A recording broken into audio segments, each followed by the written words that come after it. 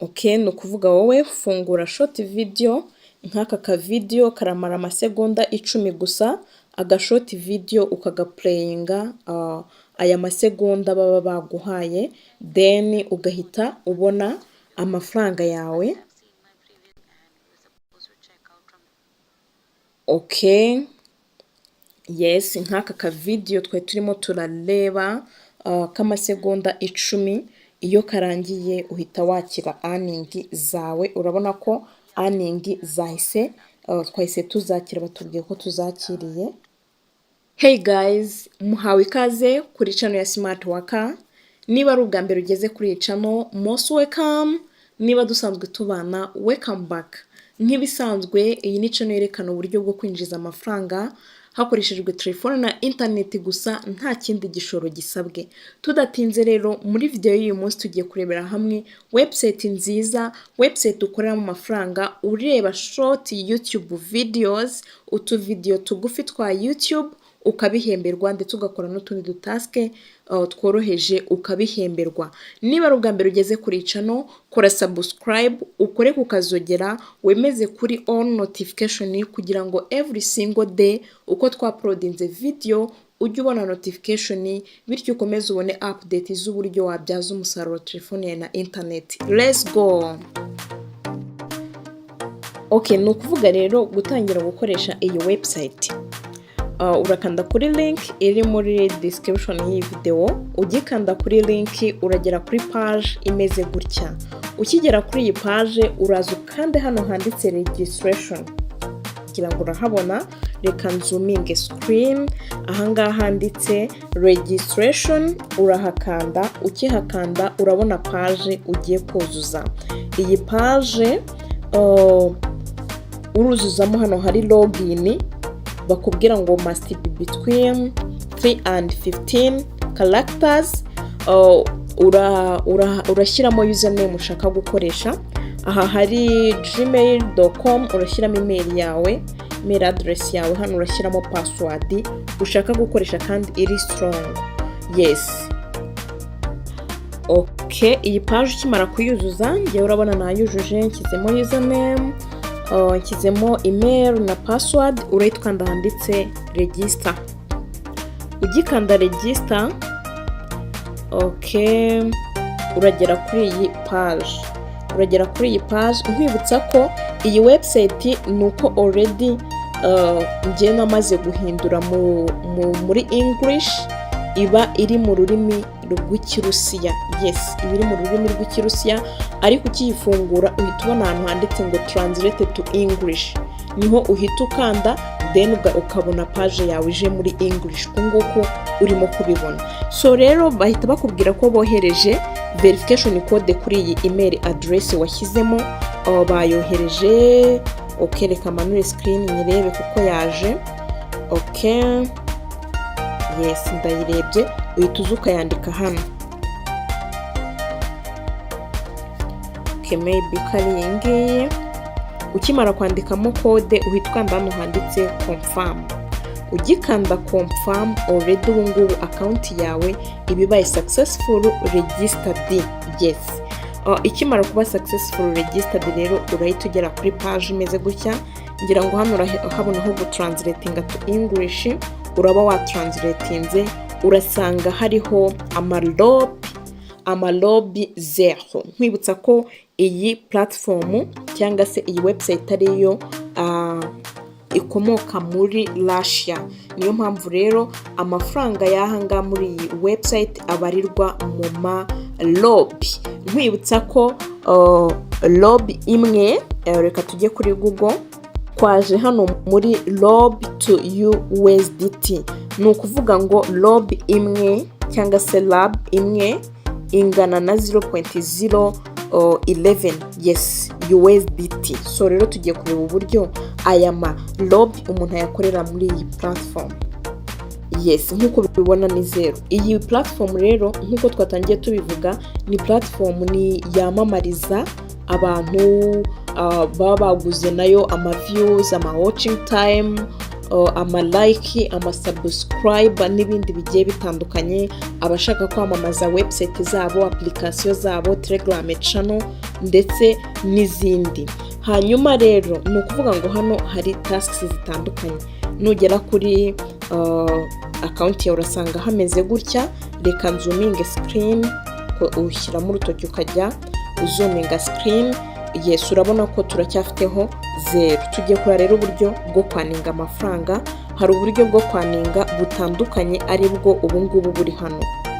Yes, ubu buryo buri hano bwose nubwo buryo bwose buri hano nubwo kwaninga amafaranga. Yes, hari uburyo bwa surfing, hari uburyo bwa letters, hari uburyo bwa test, hari uburyo bwa YouTube, Viki, contest from referral n'ibindi. Mwibutsa ko iyi ari free website. Ni ukuvuga rero tugiye guhera kuri ubu buryo bwa YouTube turebe uburyo bukora. Uraza ugakanda hano handitse YouTube, ugikanda hano handitse YouTube bahita bakwereka video zo kureba. Yes, video zo kugenda ukareba, dore nk'uko babikwereka hano, wemere kuri video 1249. So rero video zibarizi bagenda bakwereka n'amarob bagenda batanga kuri buri video. So rero wowe ikintu ukora, uraza ugakanda hano kuri video, tuvuge ni iyi video ya mbere, uraza ukayikandaho. Ugikanda kuri video uhita ugera kuri page imeze gutya. Iyi ngiyi irimo gufunguka, bahita batangira kukubarira bitewe n'amasegonda iyo video ifite. Turabona ifite amasegonda 20. So uhita ukandamo hagati kugira ngo ibe played, ukayiplayinga. Yes. Assalamu alaikum, با درخت شمادیم با کانال شپ افیشال مزابیدیم موندا. Okay. Ngabanyije volume kugira ngo bidasakuza. So rero video ni ngiyi ubu ngubu turimo turayireba, bagenda bakubarira amasegonda asigaye. Yes, ngira ngo bibona ko amasegonda arangiye. Amasegonda yarangiye bahita baguhereza amarob yawe, then ukajya kuri balance ugasanga bayashyizeho. Wowe uhita ukanda kabiri ugasubira inyuma. Yes, bahita babikwereka ko amafaranga yageze kuri account yawe. To refreshing the page uhita ubona ko amafaranga yagezeho. Dore turarefreshinze. Yes, ngira ngo urimo urabibona ko amarob yagezeho kabisa ngaya. So rero urakomeza ukareba izi video zose zihari. N'ubu buryo nta yindi tekinike ihari. Dore ukanda kuri video, biterwa n'amasegonda video ifite. Yes, biterwa n'amasegonda video bayigeneye. Iyi ngiyo bayigeneye umunota. Yes, inyinshi ziba ari amasegonda 10.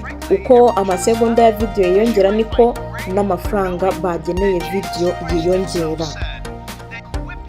Okay, ni ukuvuga nk'uko ubibona amasegonda yacu ararangiye. Akirangira bahita bakwereka ko amafaranga uyakiriye. Nibi nta bindi bigoye birimo. Then ugasubira inyuma.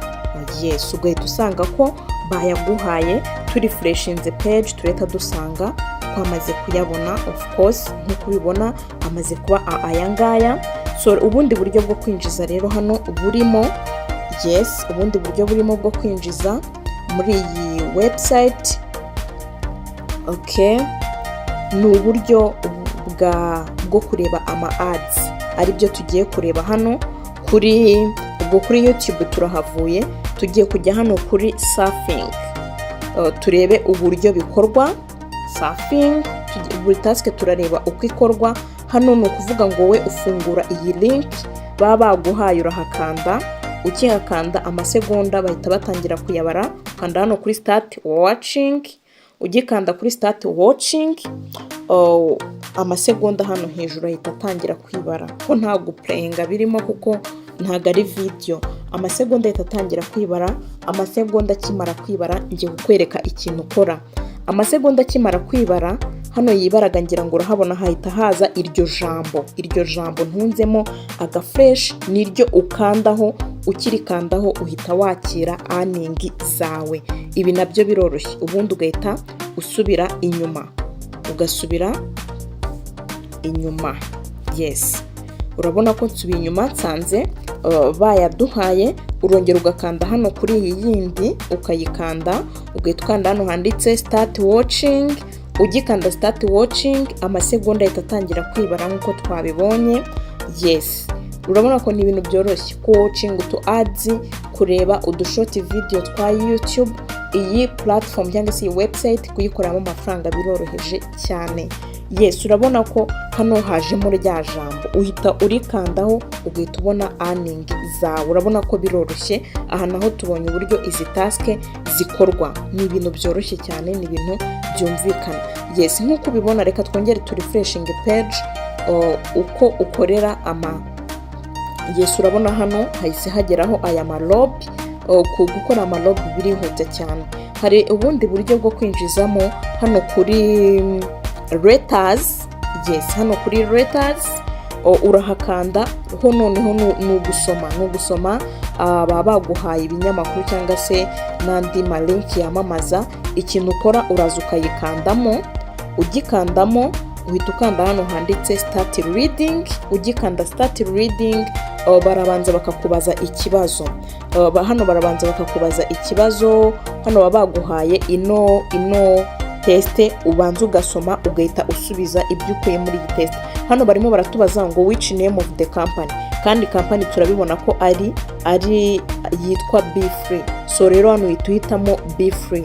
Ukimara guhitamo igisubizo kiri cyo, bahita noneho link yawe wagombaga gusoma ihita ifunguka. Link yawe wagombaga gusoma ihita ifunguka, then ugategereza timer ikabara. Naho iyo amasegonda amaze kwibara uhita wakira earnings zawe. Yes, so rero ni ibintu byoroheje cyane. Reka dukomeze turebe hano kuri tasks. Ndizera hano twamaze kuhabona kuri YouTube, kuri Leta, kuri surfing, n'ahangaha kuri tasks. Noneho tugiye kuhareba hano noneho baguha task zo gukora, ukaba wazikora bakakubwira icyo ukora, bakakwereka n'ibihembo iyo task ifite. Nk'iyi task ifite amalob 9, 2, amalob 5. Okay, gukomeza ziba zifite amalob atandukanye bitewe n'uburyo task imeze. Hari ziba zifite 10, hari n'iziba zifite amalob 50 gukomeza. Izi zose ni task wakora. Inyinshi ziba ari izo kuri Telegram. Wowe urabanza ukareba task ikintu ikubwira gukora. Wenda tuvuge na ahangaha tugiye kureba iyi task yanditse ngo log into the bot. Yes, hano bakubwira condition. Okay, ya no kuvuga hano bakubwira condition y'iyi task. Bakakubwira ngo if you had completed the task before you cannot do it. Iyi task dushobora kuba twarayikoze ku yindi account. So rero no kuvuga n'ubu buryo ukoramo task. N'ubu buryo ukoramo task, uraza ukayikandaho. Wamara kuyikandaho, okay, inyinshi ziba ari zo kuri Telegram. Wamara kuyikanda bakakubwira uko task ikigusaba gukora. Icyambere cyo barimo barakubwira ko uri bubone lab 5 kubera ko wastatinze iyi bot ugaclaiminga nabura coin 100,000. wowe icyo uhita ukanda hano kuri start. Ugikanda start bakujyana muri Telegram yawe, then ukajya gukora tasks. Ngira ngo urabona ko twageze kuri Telegram. Uhita ukanda hano kuri start, then nawe ugatangira iyi task. No kujoining iyi Telegram bot, then wayisoza ukagarukamo hano ugasubmitinga nk'ibisanzwe. Then hano ukora screenshot igaragaza ko wabisoje. Task bifite iminota 30.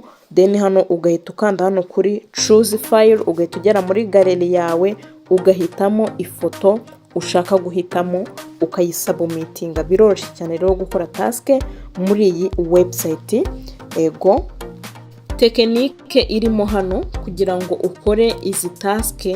Uramutse ufite laptop cyangwa desktop, ufite na telefone, wakora task zitandukanye at the same time.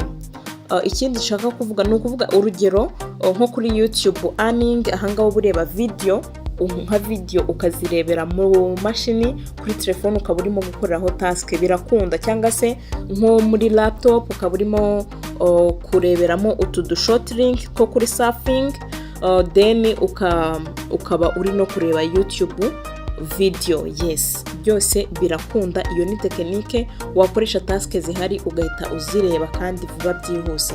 Ikindi kintu, task zihora ziba updated.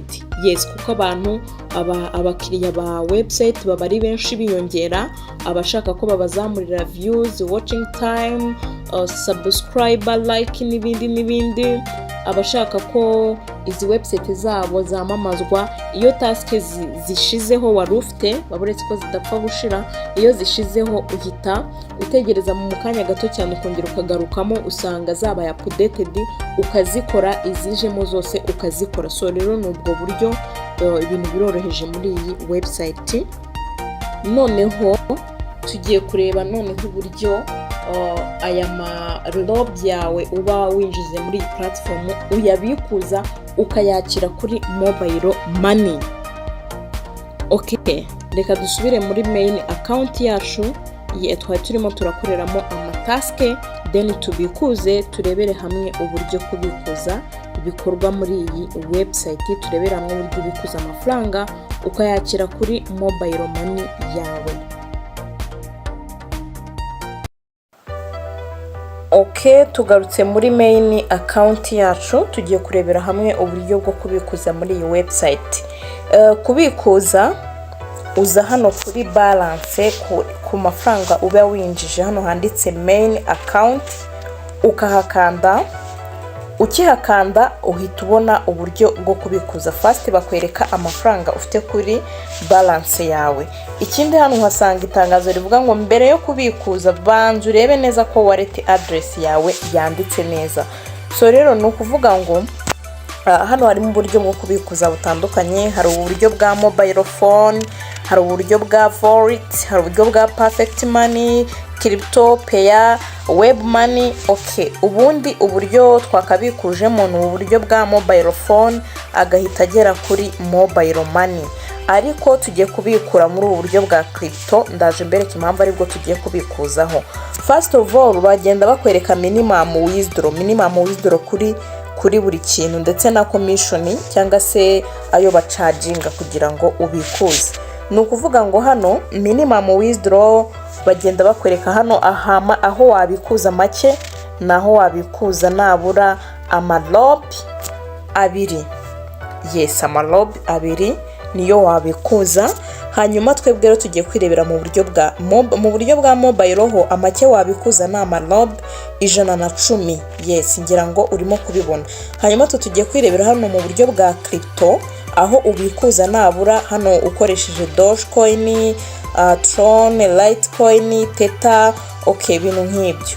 Hanyuma amafaranga akakugeraho kuri Binance. Nk'uko ubiza amafaranga iyo yamaze kugera kuri Binance biba byoroshye cyane ko ahita agera kuri mobile money. Yes, hanyuma tugiye kurebera hamwe uburyo tugiye kubikuza amafaranga akagera kuri mobile money. Icyambere hano hari mobile phone.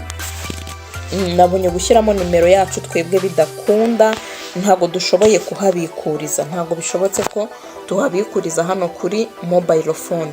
So niyo mpamvu rero tugiye kubikuza dukoresheje crypto. Yes, rero ukuntu bigenza, wowe uraza hano muri payment method ugakanda hano handitse crypto, kanzuminge screen, ugakanda hano handitse crypto. Ukihakanda bahita bakwereka wallet waba waralinkinzeho. Nkuko ubibona ngewe namaze kulinkingaho Dogecoin. Hanyuma rero tugiye kulinkingaho indi wallet kugira ngo turebe uburyo umuntu alinkingaho wallet address. Nkuko twabibonye kuri Dogecoin amake wabikuza na amarob cyangwa se amarob 10. Yes, hano rero kuri Litecoin naho na amarob 10, Tether na amarob nabura 20. Yes, urabona aho wabikuza make ukoresheje crypto ni ku marob cyangwa se amarob 10. Yes, niyo make tugiye kubikura. So rero tugiye kubikura tugiye gukoresha Dogecoin cyangwa se Litecoin. Bitewe nuko Dogecoin nayishyizemo ngiye kongeramo Litecoin kugira ngo turebere hamwe uburyo bwo kulinkingaho wallet address.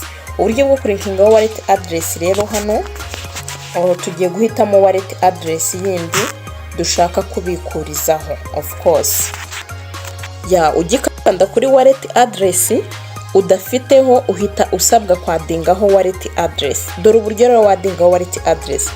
Twebwe turaza hano kuri Litecoin, ngira ngo urimo kuhabona. Tugiye kureba wallet address yacu ya Litecoin muri Binance. Okay, tugeze muri Litecoin muri Binance yacu, tugiye kureba Litecoin address. Kureba address tumaze kubimenya, uraza hano kuri wallet. Niba utaratangira gukoresha Binance account, nkwibutsa ko muri description y'iyi video harimo video igaragaza uburyo wafungura Binance account. So rero ufite Binance account wamaze kuyifungura cyangwa urayisanganywe, uraza hano kuri wallet, then ukande hano handitse spot. Ugikanda hano handitse spot urahita uza ukande hano handitse deposit. Ukihakanda barakubaza coin ushaka kudepositingaho, uraza hano muri search usachingemo LTC cyangwa se Litecoin, ngira ngo urimo kuyibona, uhite uyikandaho. Ukiyikandaho bakubaza network ushaka gukoresha. Network n'ubundi ni yingi ya Litecoin.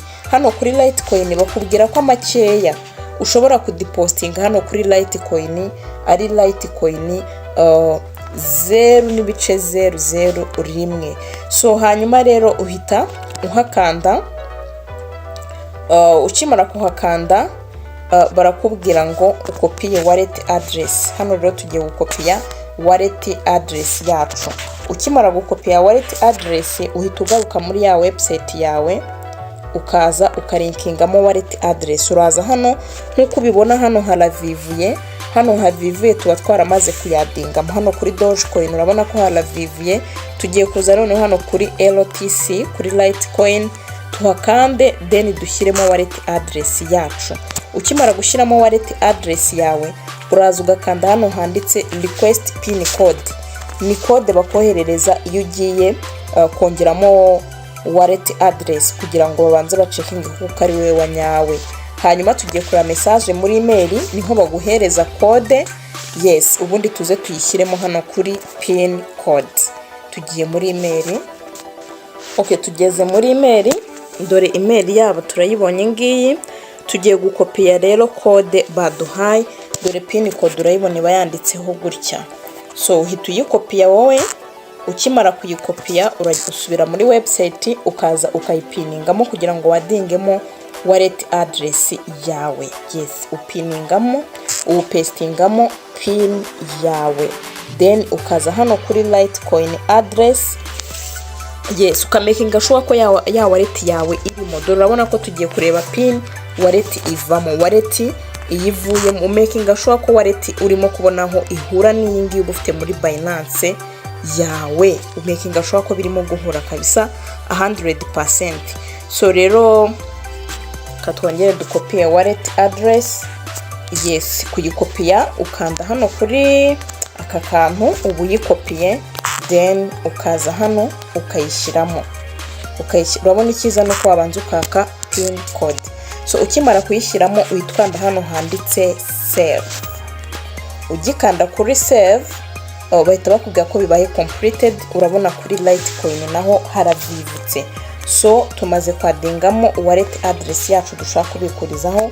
Turagaruka hano kuri main account, then tube tugiye kubikuza.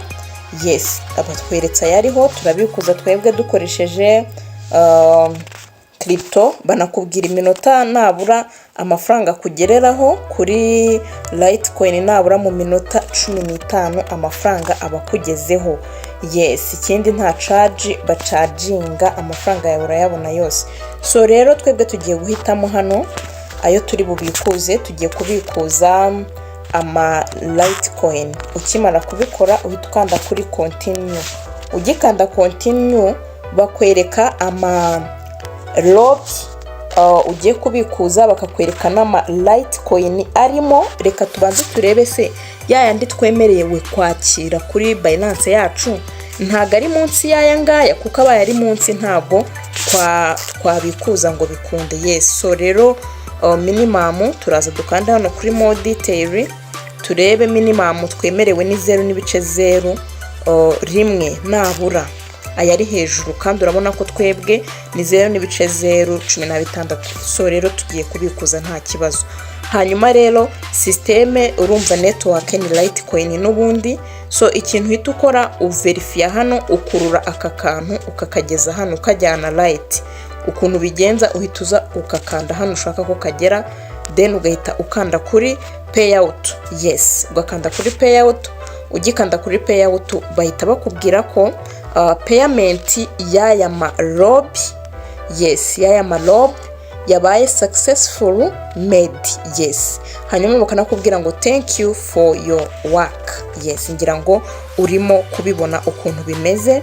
Ya hanyuma rero tugiye kuba dutegerejeho gatoya amafaranga agere kuri Binance yacu, bareta baduha notification. Urabona ko kuri main account abavuyeho, so urabona ko kubikuza biroroshye.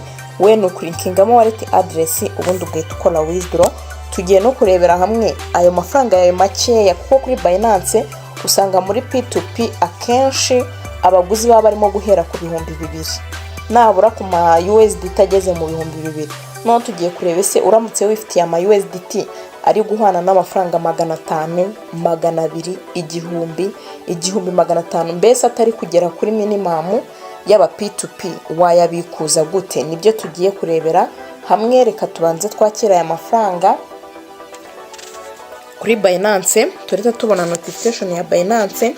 Iyo uje ugakanda hano bakwereka abantu bagiye babikuza na payment method zagiye zikoreshwa kuri abo bantu babikuje. Yes, bakwereka ibintu bitandukanye. Iyo ukanze hano kuri payment, ugenda ubona ibintu bitandukanye, ugenda ubona historique igiye itandukanye. Hano ukabona ko withdraw zirimo ziragenda zikorwa, transaction zimeze muri iyi application, muri iyi website. Aba bose n'aba bagiye babikuza. Yes, aba bose n'aba bagiye babikuza kabisa, na payment method baba bakoresheje abenshi urazibona kabisa. Dore nk'uyu nguyu we yabikuje akoresheje Dogecoin. Okay fine, so baba bakoresheje payment method zigiye zitandukanye babikuza amafaranga yabo. Ego, hanyuma natwe tugarutse hano kuri main bakwereka ko ikintu bakubwira, barakubwira ngo withdraw ikorwa rimwe ku munsi. Yes, no kuvuga ngo iyo ukoze withdraw wemerewe gukora withdraw rimwe mu masaha 24. Yes, ntabwo wakora indi withdraw amasaha 24 atarashira. Niyo announcement hano baguhereza bakubwira. Okay fine, so urabona ko ibintu byawe bidatinda. Dore Binance irimo kuduha notification itubwira ko birimo guprocessinga kudepositinga ama Litecoin 0.0016. so urabona ko birimo biraprocessinga kabisa. Turacyari muri website yacu. Binance nayo iri kutwereka ko biri guprocessinga, urabona ko bidatinda. Okay, mu kanya gato baraba batubwiye ko bibaye completed. Urabona ko ni website nziza, ni website ukoramo amafaranga ukayabikuza. Stay tuned turebe noneho aya ma Litecoin yawe umaze kuyageza muri Binance ni gute, ni ubuhe buryo wakoresha ugahita uyakira kuri mobile money directly. Niyo yaba atageze ku 2,000 cyangwa se atari hejuru y'1,500, ari munsi yayo ukaba wahita uyatransfera ukayageza kuri mobile money yawe. Okay, turacyategereje kubona notification itubwira ko byabaye completed. Reka dusubire muri Binance yacu. Okay, tugeze muri Binance yacu, reka turefreshing page turebe ukuntu bimeze, turebe notification zihari. Okay, nkuko bibona biracyari processing, birimo ku processinga kabisa. Okay, nibiba completed turebe tubona notification itubwira ko bibaye completed. Okay, fine. Okay, kadutegereze bibe completed. So icyiza rero kubikuza muri la website ni ukubikuriza kuri Litecoin address. No kubikuriza kuri Litecoin address, ngira ngo wabonye uburyo dufata address n'uburyo tuyilinkinga n'iriya website tukayishyiramo tukayibikurizaho. Yes. Okay, fine. Hanyuma rero ni ukuvuga ngo Litecoin zacu ngizi barimo kuzitwereka zamaze kugeraho, zingana na USDT 0.11. Yes, of course, nkuko twabibonye. Ni ukuvuga ngo lob imwe ingana na 0.01 by'ama USDT. Mini ziko lob 10 zigomba kuba zingana na 0.1 by'ama USDT, 11 by'ama USDT. Yes. Ukimara kubona ko hano deposit yabaye complete, uraza hano kuri spot kuko niho amafaranga bari. Ubwo tugiye kureba uburyo uhita uyakira kuri mobile money. Turatransfera yangaya gusa aya ma Litecoin yacu, hanyuma ugahita ukanda hano handitse transfer. Ugikanda handitse transfer bakubaza ibyo ushaka gutransfera. Hano twebwe harimo Digibyte, wowe urahitamo Litecoin cyangwa se n'indi coin ufite amafaranga, kuko hano bakwereka coin ziri kuri spot ufiteho amafaranga. So rero twebwe turahitamo Litecoin. Turetamo Litecoin. Ugihitamo Litecoin bakubaza izo ushaka gutransfera ni max. Turakanda hano kuri max, zose ziriho tuzitransfere. Uhita ukanda rero hano kuri confirm transfer, ukareba niba ugiye kuyavana kuri spot uyajyana kuri founding. Yes, hanyuma ugikanda transfer bakubwira ko bibaye successful. Ubu bivuze ngo Litecoin hano zahavuye kuri spot, turazisanga hano kuri founding. Kuri founding nkuko bibona Litecoin zacu zamaze kugeraho. Hanyuma rero zikigera hano kuri founding, ikintu ukora uhita uzugakanda hano kuri Litecoin. Hano kuri Litecoin n'ubundi ufiteho cyangwa se n'indi coin ufiteho, then ugakanda hano kuri convert. Ugikanda kuri convert bakwereka Litecoin ufiteho ni izi ngizi, izo dushaka gukonvatinga ni iziriho zose. Yes, tugiye kuzikonvatinga from Litecoin to, hano hari to urazwa akanda ugahitamo USDT. Yes, hanyuma rero tugiye gukanda hano kuri max kugira ngo Litecoin zihari zose tuzitransfer. Ngira ngo urabibona, ukanda kuri max. Ugikanda kuri max uhita uza ugakanda hano kuri trade, kuko bahita bakwereka USDT ziri buvemo. Yes, bakakubaza ngo ubiconfirminge. Guconfirminga from Litecoin to USDT uhita ukanda hano handitse confirm. Ukimara kubiconfirminga bita biba completed. Ubu ngubu Litecoin zacu zavuyemo, USDT ziyongereye kuri USDT twari dufite. Ukimara kubikora gutyo rero urabona Litecoin zavuyeho hariho USDT gusa. Ukimara kubikora gutyo, yes, twebwe as smart worker twihaye task yo kubafasha kubikuza amafaranga yanyu makeya akabageraho kuri mobile money. Waba uyakuye kuri Faucet Pay, twarabiberetse muri next video, muri video yashize, ntago ari muri next, ni yabanje. Hanyuma ndetse no muri iyi video tugiye kubereka uburyo wahita uyaduha tukayaguhereza kuri Binance. Mu gihe wohereje amafaranga yawe, hita uduhamagara kuri nimero yacu ya telefone. Ufite ikibazo ushaka kutubaza twandikire kuri WhatsApp, ariko mu gihe wohereje amafaranga ujye uduhamagara kuri nimero ya telefone yacu iri muri description y'iyi video, ubundi amafaranga yawe bite tuyaguhereza kuri mobile money. Uza hano handitse pay ukahakanda. Ukihakanda bakubaza niba ushaka kohereza cyangwa se ushaka kwakira. Uhita ukanda hano kuri send ukohereza. Ugikanda kuri send bakubaza gukoresha nimero ya telefone email, Binance ID, Pay ID y'ugiye koherereza. Twebwe no gukoresha email nibyo byoroshye. Email imeze gutya smart workers 487@gmail.com. Byabyiza bundi ugiye unatubwira mbere yuko uyohereza. Yes, iyi niyo email uyoherezaho, ukamakinga sure ko yanditse neza smart workers 487@gmail.com. uhita ukanda hano kuri continue. Yes, bakubaza iyo ushaka kohereza. Twebwe turohereza ariya twashakaga tumaze kubikuza, ariya tumaze kubikuza 0.11, then dukande hano kuri continue.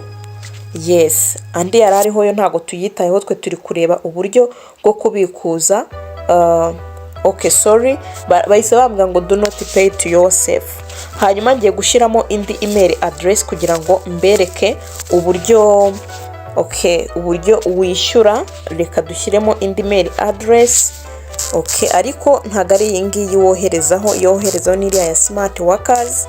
Hanyuma ugahita ukanda hano kuri continue ukimara gushyiramo email ya smart workers. Mu gihe uri kuyashaka, ushatse wanayareka akagwira ukayatradinga kuri P2P. Hanyuma hano ni continue, uhita uhakanda, ubundi bakakwereka ayari bwakire, then ugakanda hano handitse confirm.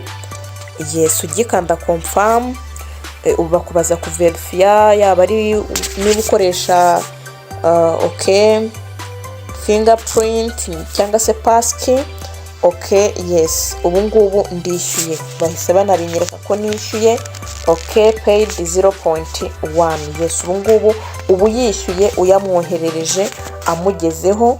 Yes, hanyuma rero ugahita umwandikira ukamubwira ko amafaranga uyamwoherereje smart work ariko kuri la email yacu ya smart workers. N'ubu buryo rero uhita ubikuza amafaranga yawe, duhita tuyaguhereza kuri Momo Pay yawe ugahita uyakira. N'ubu buryo rero urabona ko ibintu biroroheje cyane muri iyi application. So kora subscribe, ukore like ndetse unatere comment, unasharing iyi video.